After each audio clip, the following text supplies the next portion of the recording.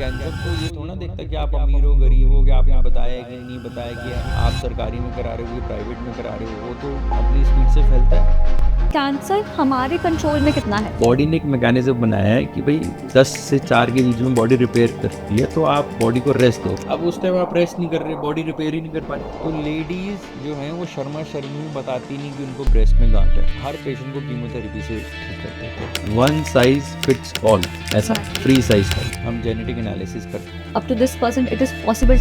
70 to 80% लोगों में वो बेनिफिशियल होगा। क्या सच में ऐसा होता है कि अगर कोई इंसान एकदम हायर स्टेजेस में आता है then it's all about death? ये डिपेंड करता है कि आप कौन से स्टेज में हैं।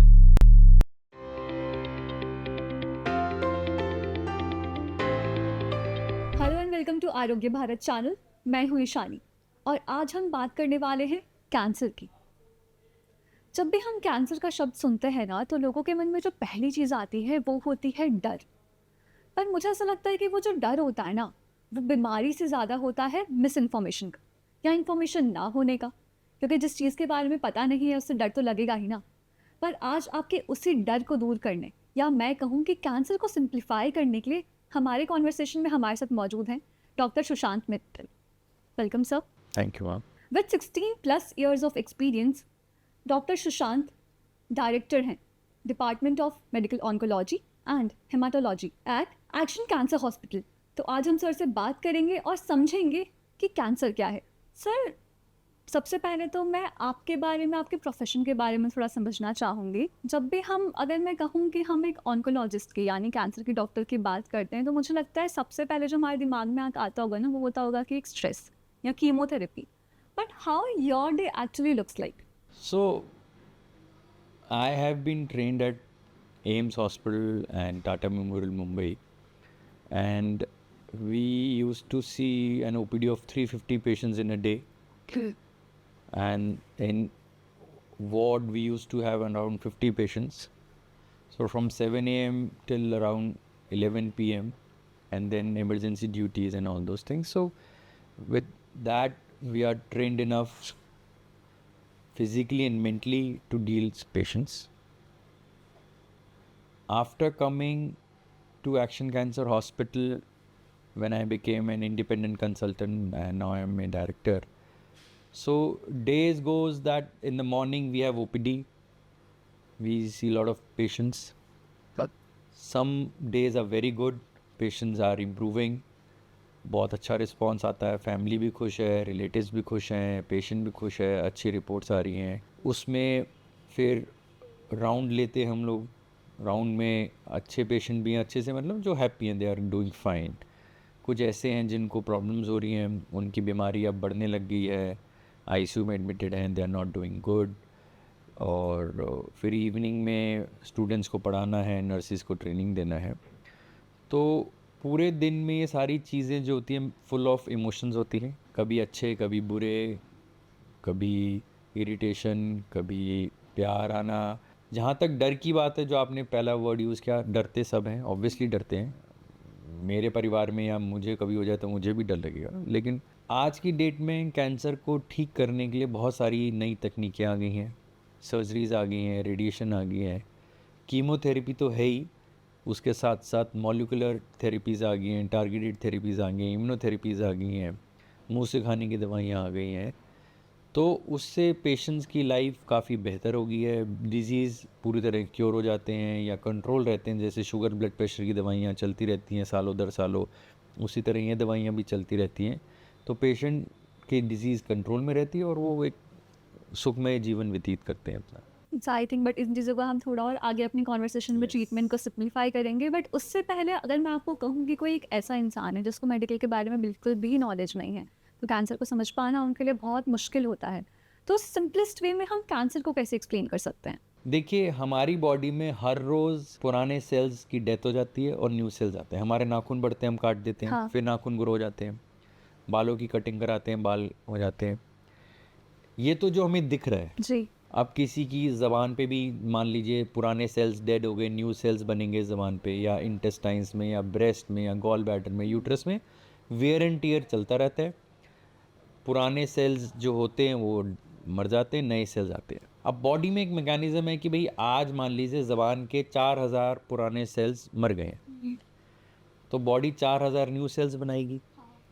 आप 4000 न्यू सेल्स बना के बॉडी को रुक जाना चाहिए, एक सेंसरी मैकेनिज्म कि रुक जाओ भाई और हमें ज़रूरत नहीं है। लेकिन ये सेंसरी मैकेनिज्म ख़राब हो जाए तो वो 4000 की जगह 8000 बना देगा, 8 की जगह 32 बना देगा, 32 करके लाखों बना देगा। और जैसे कि हम देखते हैं कि जो भी मैन्युफैक्चरिंग, जैसे मान लीजिए एक पेन बनना है, अब एक फैक्ट्री में आज की डेट में लाख पेन बने, उसमें से हो सकता है कि 10 पेन ख़राब होंगे जो मार्केट में वो कहेंगे जी इनको हटा दो, ये they are quality control approve नहीं है, इनको हटा दीजिए, तो वो पेन हटा दिए जाएंगे।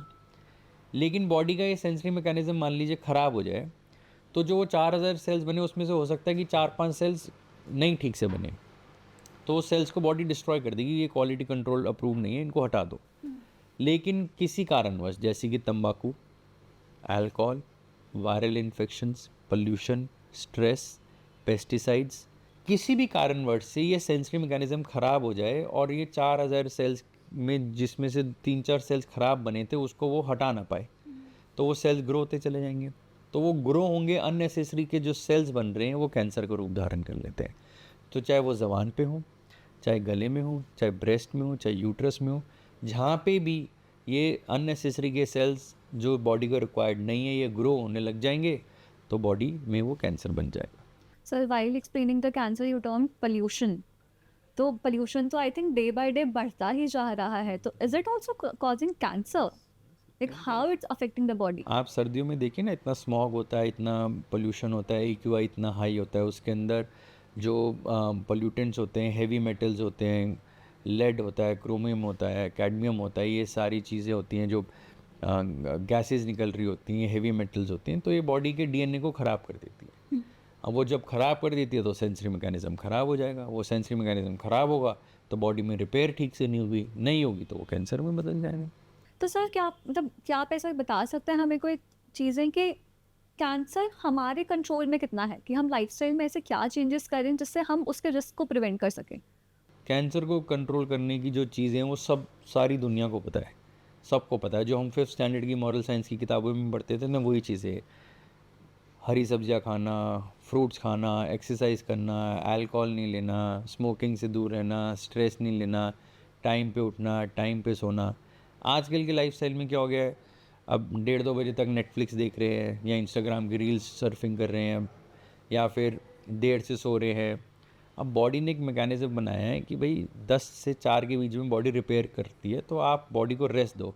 अब उस टाइम आप रेस्ट नहीं कर रहे, बॉडी रिपेयर ही नहीं कर पा रही। आप उस टाइम वो नमकीन खा लिया आपने मोमोज़ खा लिए, तो बॉडी रेस्ट ही नहीं कर पा रही। तो बॉडी रेस्ट नहीं कर पा रही तो रिपेयर मैकेनिज्म ठीक से नहीं हो पा रहा, तो धीरे धीरे करके ये चीज़ें ख़राब होती हैं। अब आज की डेट में कितने जने फ्रूट्स खाते हैं? बहुत कम खाते हैं। या कितने जने एक्सरसाइज करते हैं? अल्कोहल और स्मोकिंग इतनी ज़्यादा बढ़ गई है।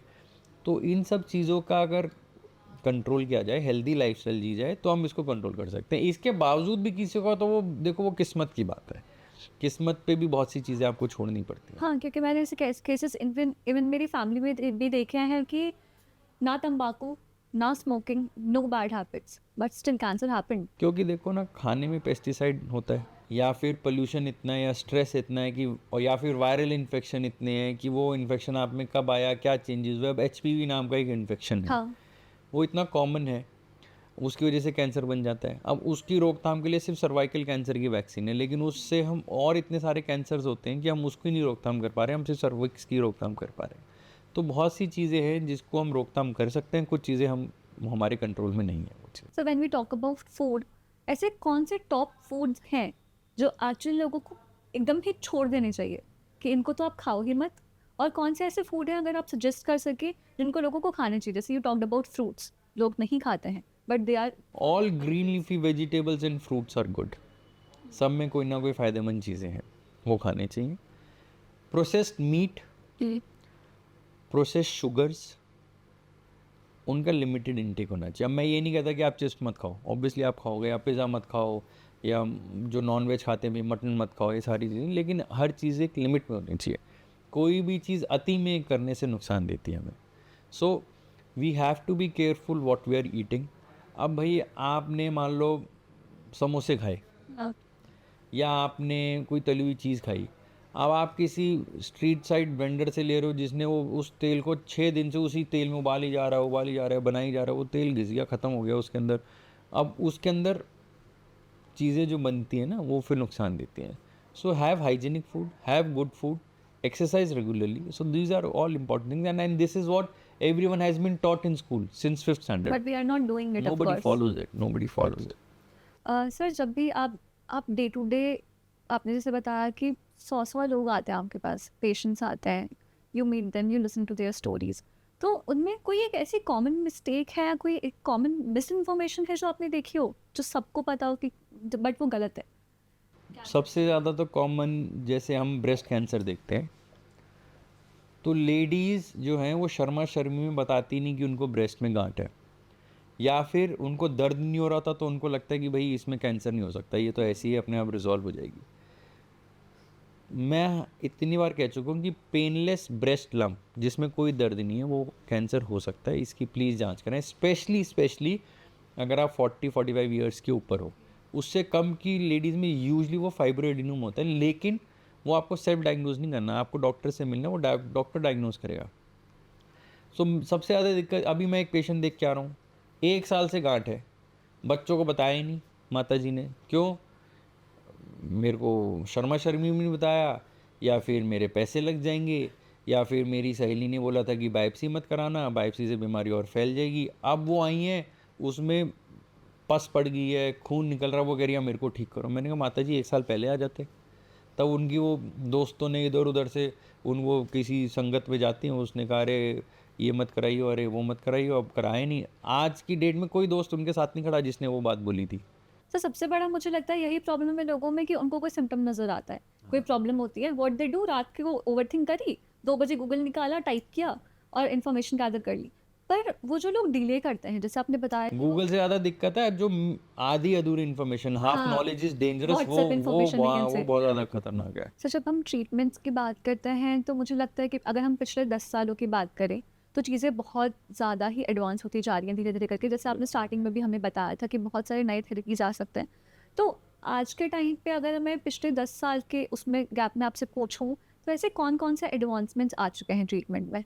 देखो पहले क्या होता था, हम हर पेशेंट को कीमोथेरेपी से ठीक करते थे, वन साइज़ फिट्स ऑल, ऐसा फ्री साइज टाइप।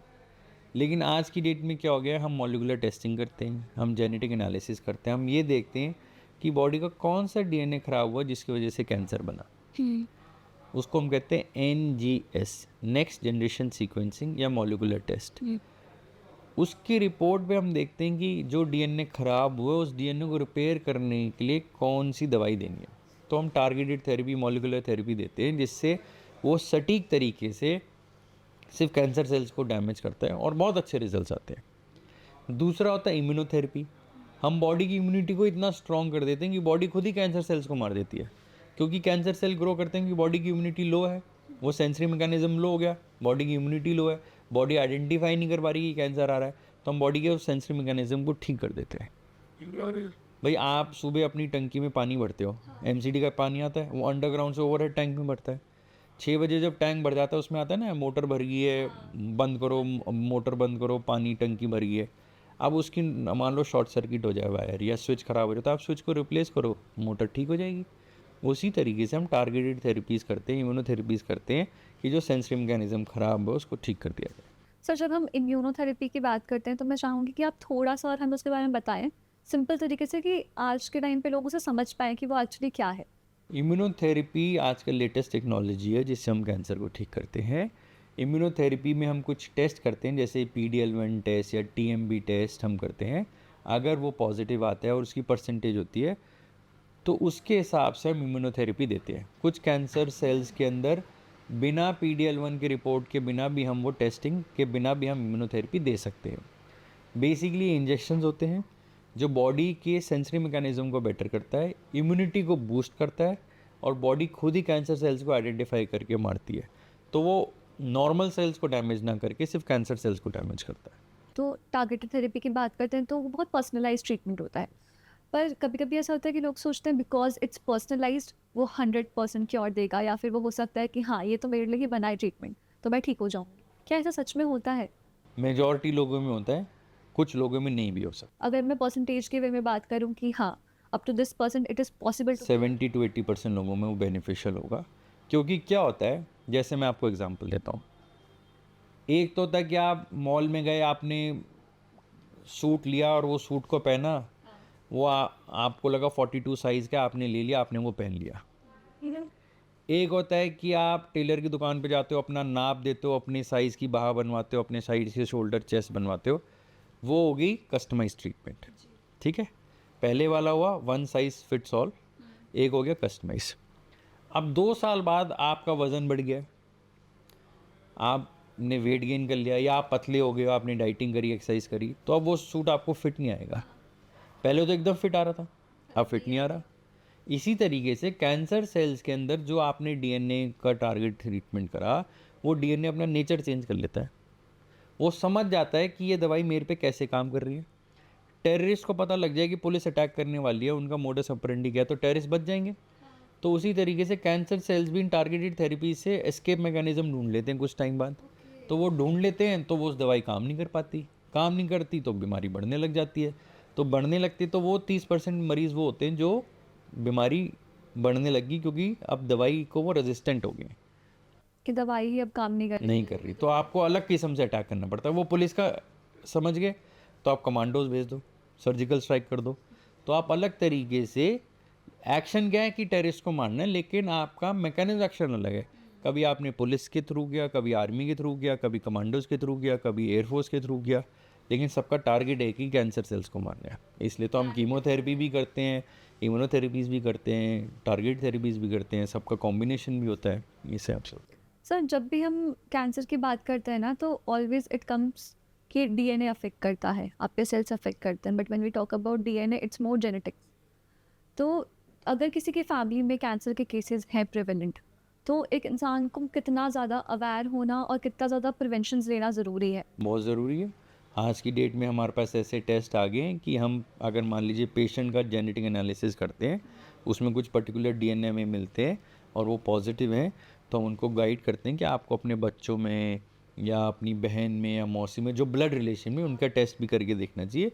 और अगर वो टेस्ट पॉजिटिव हैं तो हम उसकी प्रिवेंशन भी बताते हैं कि वो प्रिवेंट कैसे करना है ताकि आपको कैंसर ना बने। सर, तो क्या ऐसा है कि आप, या हम क्या ऐसा कह सकते हैं कि अगर आपकी फैमिली में कैंसर है तो इट्स इनएविटेबल कि नहीं, सबको ज़रूरी नहीं कि जेनेटिक हो। अब कोई स्मोकिंग कर रहा है, स्मोकिंग की वजह से उसका डीएनए ख़राब हो, तो इसका ये मतलब नहीं कि उसके बच्चों में भी वो डीएनए ख़राब होएगा। वो तो स्मोकिंग की वजह से ख़राब हुआ है। सर, जैसे हम ट्रीटमेंट्स की बात कर रहे हैं, तो अगर कोई यंग एज में हो, 25 to 30 ईयर्स अगर हम ले लें, they are in a growing phase, तो इस ग्रोइंग फेज में आपका बॉडी हेल्दी रहे उसका भी चांसेस बहुत रहता है कि आप हेल्दी ग्रो करेंगे। और इसी एज में आपके लाइफस्टाइल चेंजेस की वजह से या आपका जो एक्सपोजर है टुवर्ड्स एनवायरनमेंट, आपको वो अनहेल्दी होने के भी चांसेस बहुत रहते हैं। एम आई राइट? Yeah. तो ऐसे में अगर मैं इस एज के ग्रुप के लोगों की बात करूँ, यंगस्टर्स की बात करूँ, तो उनको ऐसा क्या क्या करना चाहिए सो दैट कि वो चाहे कैंसर हो या उससे जुड़ी कोई भी बीमारी हो, in even in initial phases वो उसको प्रिवेंट कर सके? एक तो जो मैंने हेल्दी लाइफस्टाइल बताया, रेगुलर एक्सरसाइज, सीडेंटरी लाइफस्टाइल से अवॉइड हो, हेल्दी खाना खाएं, साफ़ सुथरा खाना खाएं, स्ट्रेस फ्री रहें, टाइम पे सोएं। दूसरा, जैसे हमारे एक्शन कैंसर हॉस्पिटल में एक हमारा एग्जीक्यूटिव हेल्थ चेकअप है, साल में वो अपने टेस्ट कराएं, उसमें ultrasound, blood test, pap smear, mammography, सब कुछ होता है। उसमें हम ऑलमोस्ट 90% अगर कोई दिक्कत है तो हम पकड़ लेते हैं उसको। अगर बॉडी में अभी है आपको नहीं पता, लेकिन हम अल्ट्रासाउंड से, पैप स्मीयर, मैमोग्राफी, इन सब से हम वो पकड़ लेते हैं। भाई किसी का हीमोग्लोबिन लो है, क्यों हीमोग्लोबिन लो है 25 साल के लड़के में? क्या उसके पेट में कोई अल्सर है? अगर अल्सर है तो एंडोस्कोपी कर कि वो अल्सर है, तो वो कैंसरस अल्सर तो नहीं है। या इंटेस्टाइन में कोई छाला है तो उसकी कोलोनोस्कोपी करके देखी जाए। बहुत से जनों को अल्ट्रासाउंड पे गॉल ब्लैडर के स्टोन्स मिलते हैं, जिसकी वजह से उनको गैस बन रही होती है, डिस्पेप्सिया होता है, तो वो केमिस्ट से जाके पेंटोसिड की दवाई खा ली या रैनटेक की दवाई खा ली, ये सब करते रहते हैं। लेकिन उसमें गॉल स्टोन है, उस गॉल स्टोन का ऑपरेशन कराएं या सर्जरी कराएं, उसको ठीक करें। तो इन सारी चीज़ों से हम प्रिवेंटिव हेल्थ चेकअप करते हैं।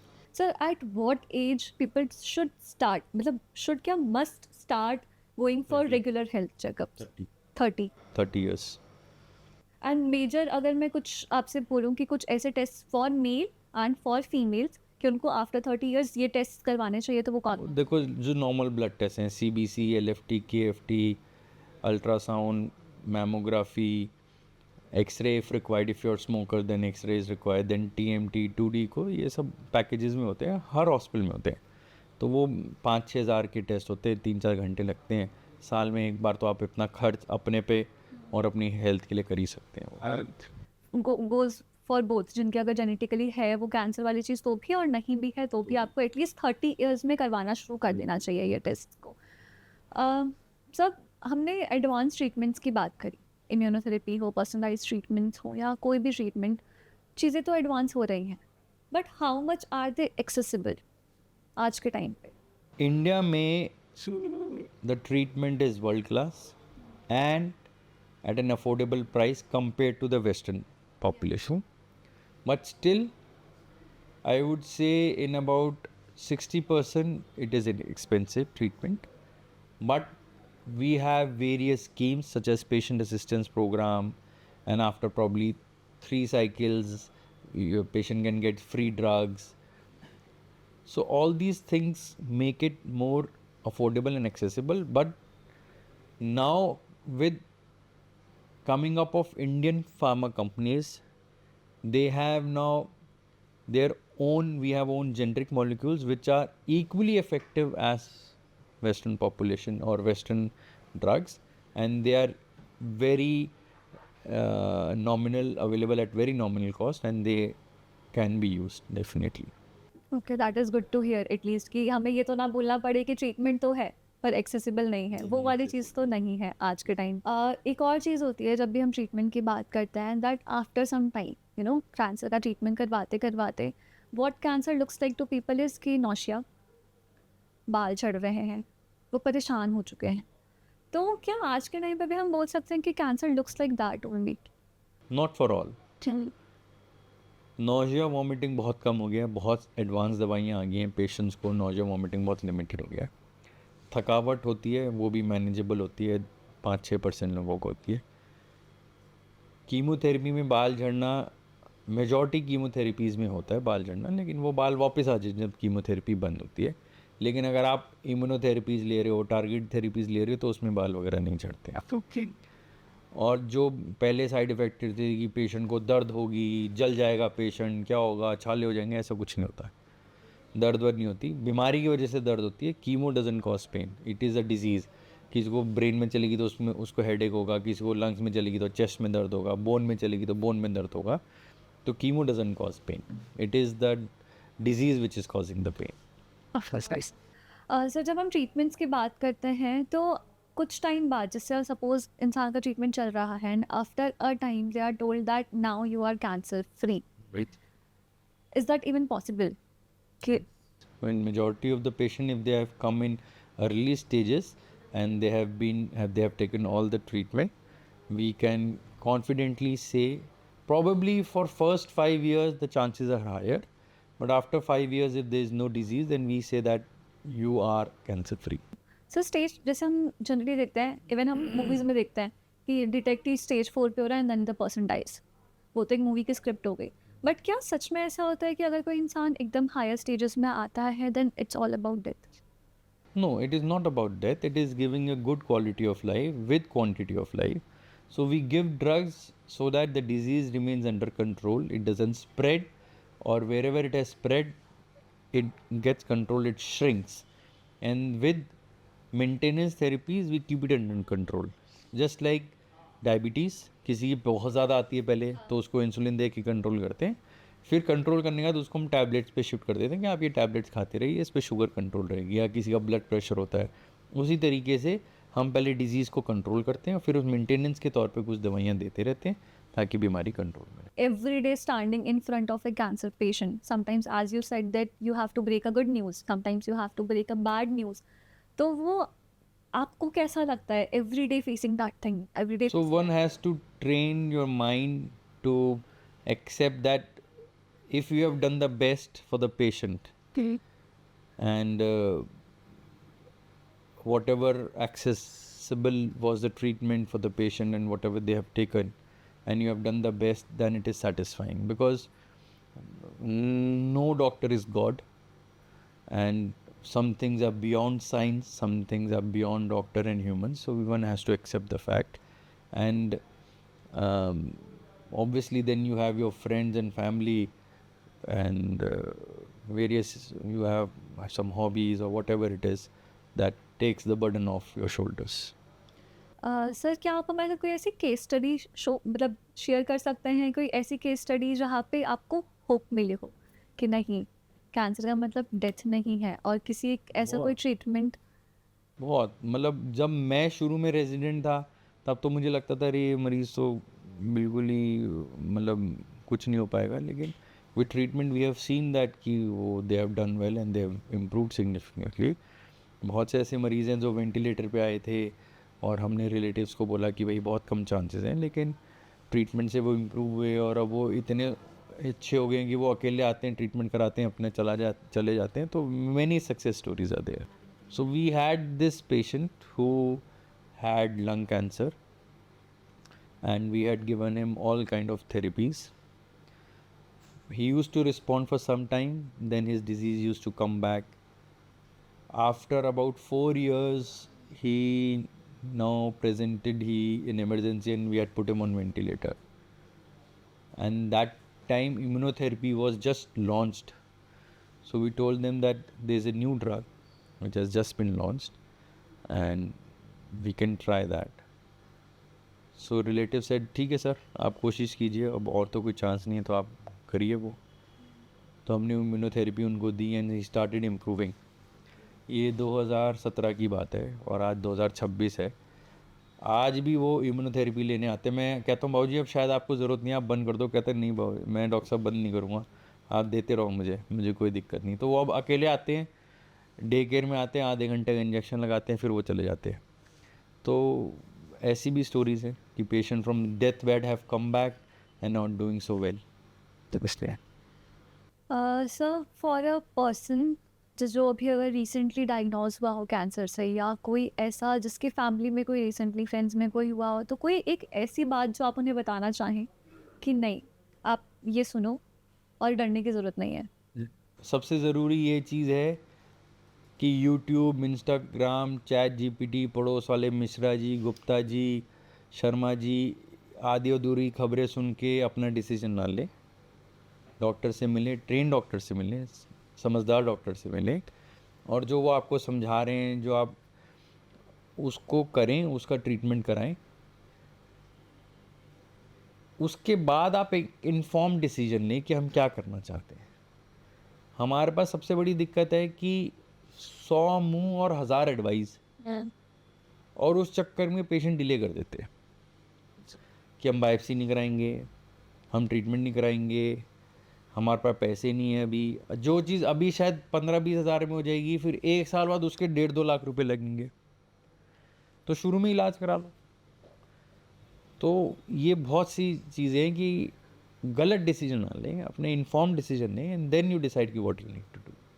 तो अगर हम कैंसर की बात करें तो घर रहते हमें ऐसे कौन कौन से जनरल सिम्टम्स पे ध्यान देना चाहिए कि ये सिम्टम्स नॉर्मल नहीं है, you have to go to a doctor and get checked?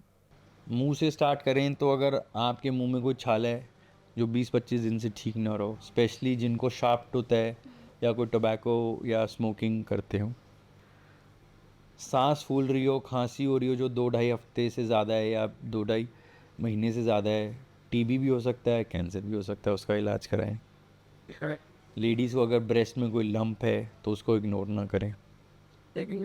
अगर आपको थकावट हो रही है, आपके मोशंस में ब्लड जा रहा है, या किसी पोस्ट मेनोपॉजल लेडी को ब्लड जा रहा है प्राइवेट पार्ट से, तो उसको इग्नोर ना करें।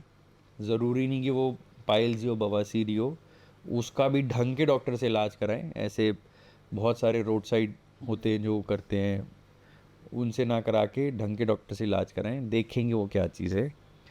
तो यही सारी कॉमन चीज़ें जिसमें हमें ध्यान देना चाहिए। Thank you so much sir.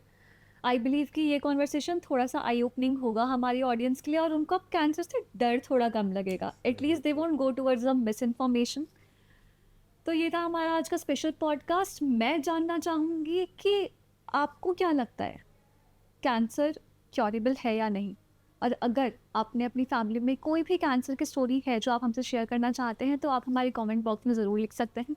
कोई अगर ऐसा क्वेश्चन है जो आपको लगता है कि हमसे छूट गया हो पर आपकी जिसकी इन्फॉर्मेशन आपको जाननी है, तो भी आप हमारे कमेंट सेक्शन में क्वेश्चन डाल करके हमसे पूछ सकते हैं, हम उसके जवाब ज़रूर देंगे। So thank you so much for watching, and ऐसे ही इन्फॉर्मेशनल वीडियोज़ के लिए सब्सक्राइब करें आरोग्य भारत।